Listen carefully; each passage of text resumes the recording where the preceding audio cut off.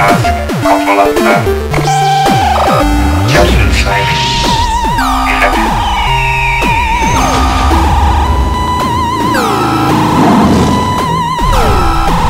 Ask, controlata.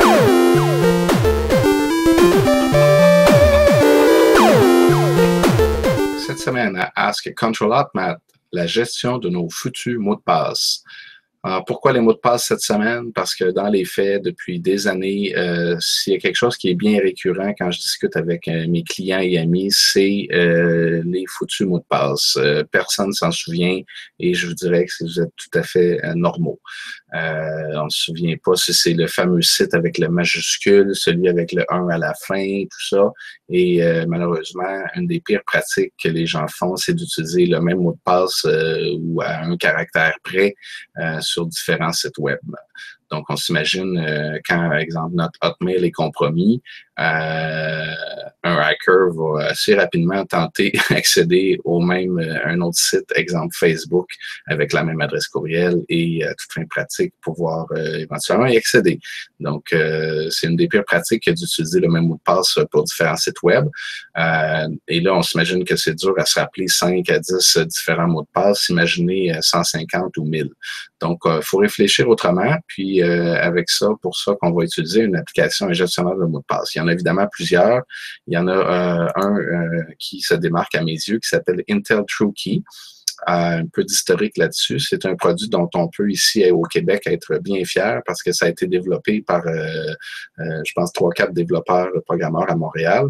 Il y a quelques années de ça, ils ont remporté un super beau prix là, au Consumer Electronics Show de Las Vegas. Si bien qu'aujourd'hui, évidemment, ils ont été achetés par Intel.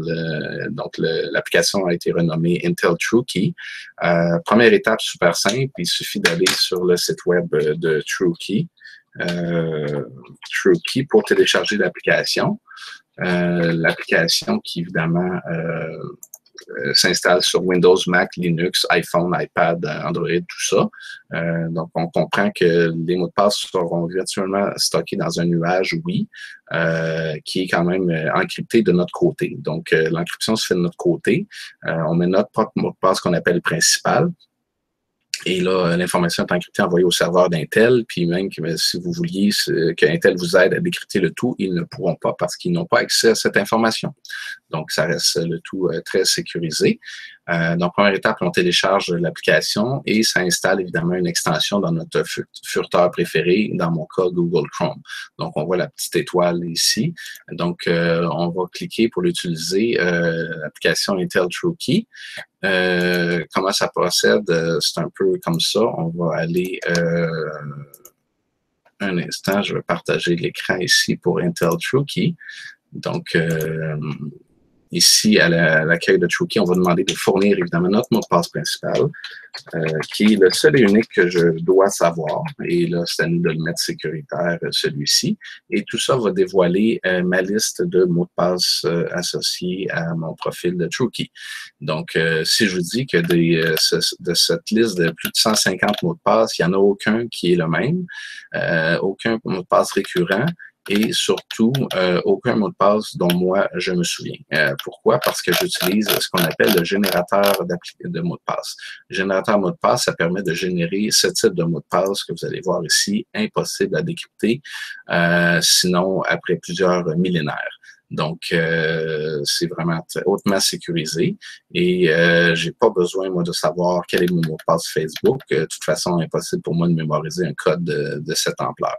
Donc, comment l'utiliser par contre? C'est bien simple. Il suffit de connecter un site web, c'est-à-dire on rentre une première visite sur un site web et automatiquement, le logiciel va détecter le champ de courriel et de mot de passe et va le mémoriser pour nous et nous proposer ce fameux code impossible à se rappeler éventuellement. Donc, là, si je vous fais un petit démo de ça, comment se servir de ce site-là? Ben, je peux prendre n'importe quel site web de ma liste ici. Un instant, je vais trouver exemple FreeCAD ici. Si on regarde la fiche, quand je l'ouvre, ça va nous fournir le site web en question, l'adresse où l'on doit fournir le code et le mot de passe, le code à utiliser ainsi que le mot de passe. Un exemple, si vous me demandez c'est quoi mon mot de passe FreeCAD, j'ai aucune espèce d'idée. Par contre, le logiciel le sait. Et le voici, c'est un truc impossible à mémoriser. Et de toute façon, j'ai pas besoin parce que le logiciel le sait pour moi. Et surtout, l'utilise automatiquement pour moi. Donc, comment l'utiliser maintenant? J'ai juste à cliquer sur la fiche, exemple, freecad.com, qui automatiquement va ouvrir le site web en question, ce que je fais à l'instant. Donc, ici, j'ouvre FreeCAD. Et là, ça va me fournir automatiquement le mot de passe. Ça va rentrer pour moi le mot de passe que j'avais utilisé et ça le connecte automatiquement. Donc, c'est une beauté, c'est super simple, ça se fait tout de manière automatisée. Donc, c'est confirmé que je suis connecté, je fais un logout et c'est une beauté.